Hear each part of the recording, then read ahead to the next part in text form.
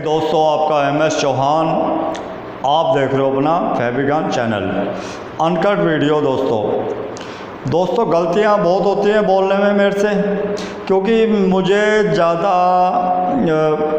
दिखावा या उस चीज़ का मुझे पहली बात समझो नॉलेज नहीं है। मेरा काम होता है मोबाइल सामने रख के अपनी बात आप तक पहुंचाना। उसमें ना म्यूज़िक ना इस टाइप की कोई आपके लिए कोई इस टाइप की सामग्री डाल सकता हूं या डालने की क्षमता है नहीं मेरे अंदर। जो भी मैं फोकस रखता हूं सिर्फ आप तक मैसेज पहुंचाने में कि आपकी जो प्रॉब्लम है ज़्यादा से ज़्यादा सॉल्व हो।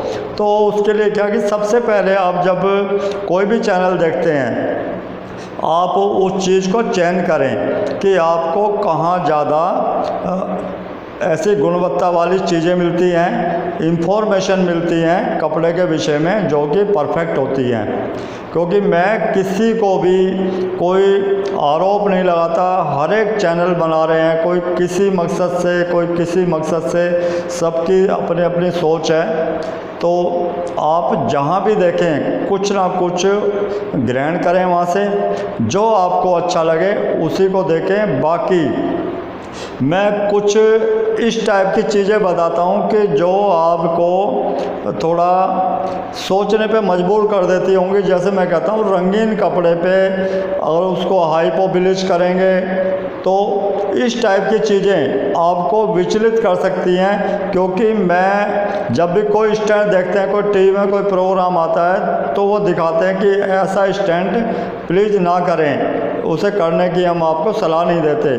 क्योंकि ये जो भी स्टैंड जो इस टाइप के जो काम कर रहे हैं, जो ख़तरनाक काम है, जो जोखिम भरे काम है, वो उनको प्रशिक्षण लिया हुआ होता है। बहुत कड़ी मेहनत, एक तपस्या होती है उनकी।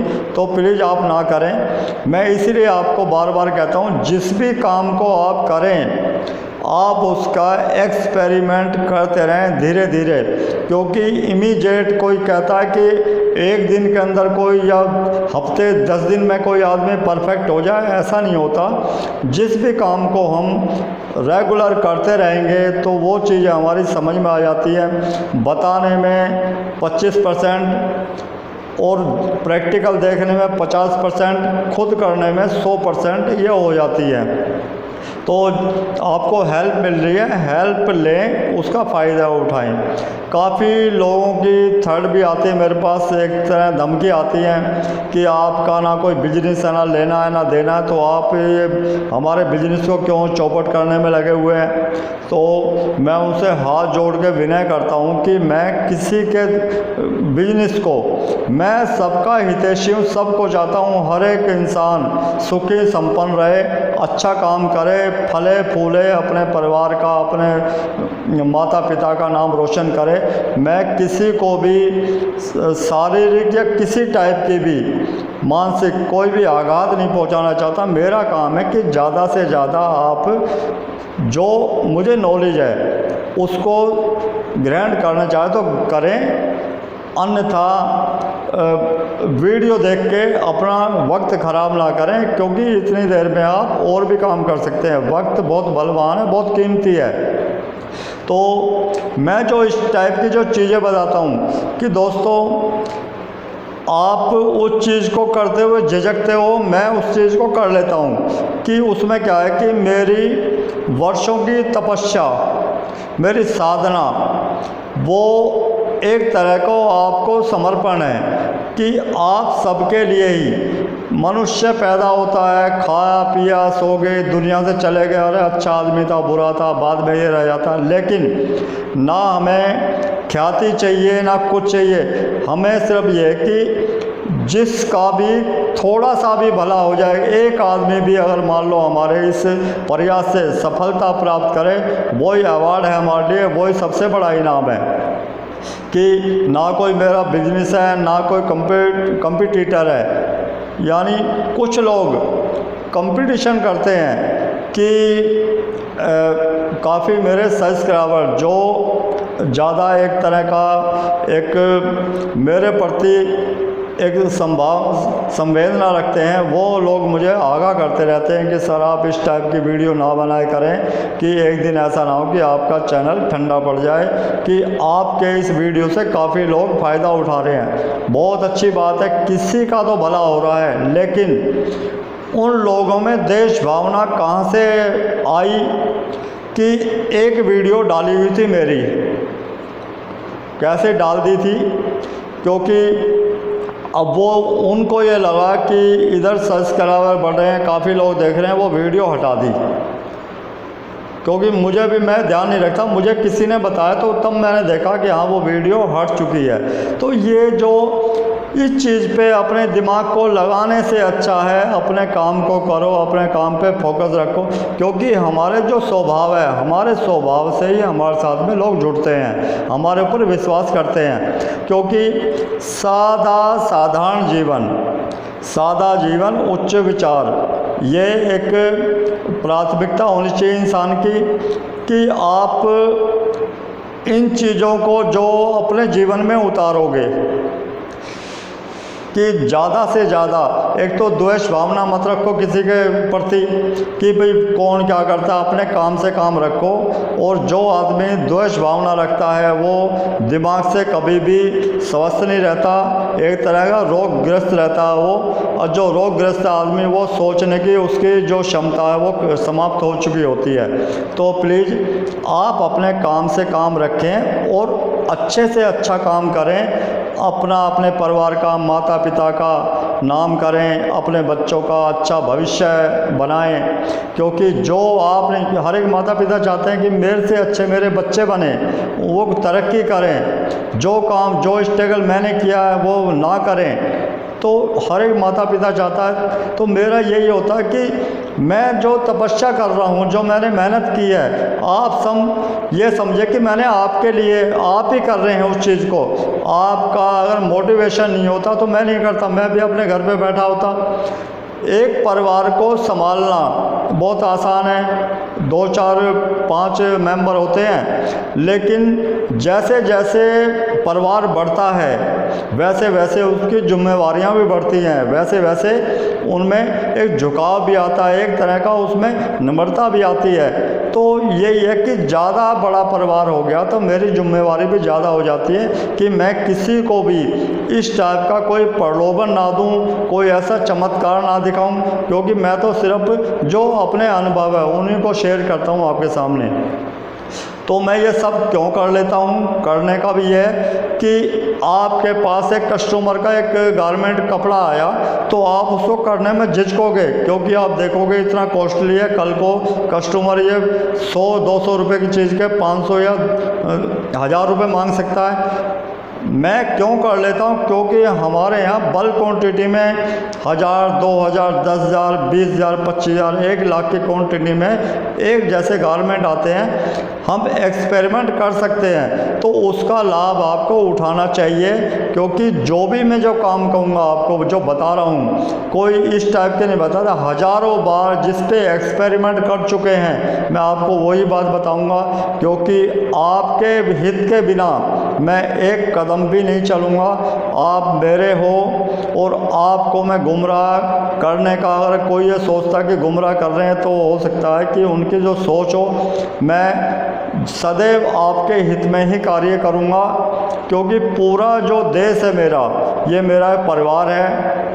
वो कौन है क्या है उससे मतलब नहीं है, सब है जो मानव श्रृंखला है, ये मेरी एक परिवार है, मैं उनका एक तुच्छ सदस्य हूँ। तो आप इन कामों को अगर करेंगे, करें क्या मतलब, एक्सपेरिमेंट करते रहें। मैं कहता हूँ सबसे बड़े गुरु आप ही हो। मैं हकीकत में बताता हूँ कि अपनी क्लास में सबसे पीछे टाट पे बैठने वाला, क्योंकि पहले डेस्क तो होती नहीं थी, टाट पे बैठते थे, टाट भी अपने घर से लेके जाते थे। दिल्ली में पढ़ा हूँ मैं, दिल्ली में भी टेंट वाले स्कूल होते थे, टाट के ऊपर बैठते थे सबसे पीछे, डर लगता था। बोलना कैसे आया, बोलना कब आता है, या तो पेट की आग जो भूख है वो सिखाती है, या फिर आदमी का जो जुनून है वो सिखाता है, या आप जैसे लोगों का जो मनोबल है, जो आप जैसों की जो शक्ति है वो बोलना सिखाती है। मेरे जैसा आदमी डरपोक टाइप का, जो कि ये समझ ले कि टीचर ने अगर ये कह दी भी खड़ा हो जा तो जान वहीं निकल जाती थी। तो ये क्या, ये जो चीज़ें हैं, शक्ति कब मिलती है जो इंसान जनहित के लिए काम कर रहा हो, वो निडर होता है, उसे किसी चीज़ का डर, लोभ, लालच, मोह माया से दूर होता है। क्योंकि देश की, मानव की जो इसकी जो किसी टाइप में भी, किसी भी तरह हल्की सी भी, क्योंकि करने वाले हम नहीं हैं, करवाने वाला ऊपर वाला है। सिर्फ एक हम माध्यम बनते हैं और उनका लाख लाख शुक्र परमपिता परमात्मा का कि उन्होंने हमें चुना। तो जो थोड़ा बहुत लेस मात्र भी आपको उससे लाभ मिले तो आप उसको अवश्य करें। कि मैं कहता हूँ कि जैसे रंगीन कपड़े पे कोई भी इस टाइप का दूसरे कपड़े का कलर लग जाए या कोई भी कलर लग जाता, तो आप उसको कपड़े के नेचर के हिसाब से, कॉटन है तो कॉटन के हिसाब से, जैसे आप उसमें सबसे पहले मैं बताया कि इसमें DKI यूज़ करें, DKR यूज़ करें, वॉशिंग ऑफ यूज़ करें, अनुपम डिमेथिलफॉर्मामाइड यूज़ करें, हाइड्रोजन पेरोक्साइड मीठा सोडा यूज़ करें। और कपड़ा सिंथेटिक है तो उस पर हाइपो, ब्लीच, रंग काट और इस पर आला यूज कर सकते हैं। तो ये जो चीज़ें हैं, कुछ लोग से पूछा मैंने तो वो बताते हैं कि भाई इन चीज़ों से डर लगता है। डरिए नहीं, कि ये मैंने बताया कि जब भी यूज़ करें दाग पे ना करें, पूरे गारमेंट पे करें, पूरे कपड़े के ऊपर करें। गारमेंट पे करेंगे तो वो एक तरह का डिफेक्टेड हो जाएगा, उसको डाई करके भी आप उसको सही नहीं कर सकते जब तक आप उसको टोटल कलर ना निकालें, उसको वाइट ना कर दें। तो ये दोस्तों कि जब कोई कपड़ा आता है, ये नहीं कि मैं जन्म से ही, माँ के पेट से ही मैं सीख के आया हूँ। मैंने भी जब ज़माने की ठोकरें खाई हैं, जब दिक्कत हुई है, तो मैंने भी कोई चीज़ पूछने के लिए, छोटी छोटी बातें पूछने के लिए हफ्तों आगे पीछे घूमता था। उसके बाद वहाँ पता लगा कि कुछ भी नहीं है धोखे के सिवाय। उसके बाद मैं निर्णय किया, जो करूँगा, जो सीखूँगा, अपने अनुभव से सीखूँगा, चाहे मुझे कुछ भी करना पड़े। मैंने रात को जब सब सो जाते थे कंपनी के अंदर, रात को 2 बजे नाइट ख़त्म होती थी, सब सो जाते थे, उस टाइम में चुपचाप उठता था। 2 बजे 3 बजे केमिकल को मिलाना, ये करना, वो करना।